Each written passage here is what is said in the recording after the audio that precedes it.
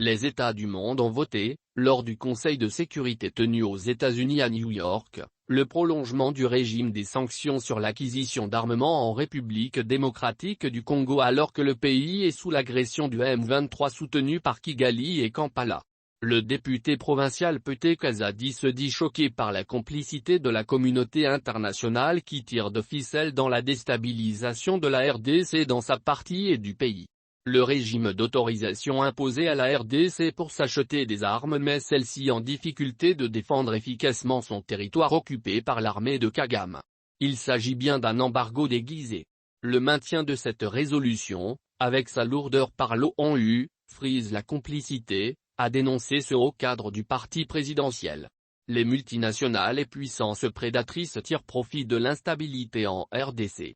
Des tonnes de minerais quittent par jour les pour l'Occident. Considérant cela, l'élu de Kinshasa appelle le gouvernement congolais à lever l'option de faire la guerre à Kigali pour en finir le régime sanguinaire et tyrannique de Kagame. Convaincu, il estime que c'est l'unique moyen pour faire taire les armes dans l'est de la RDC. Kagame a conçu sa doctrine militaire et sa stratégie de développement du Rwanda sur l'instabilité politique et sécuritaire de la RDC. Face à cette vérité, je doute fort que le monarque rwandais foute la paix à la RDC sans un rapport de force.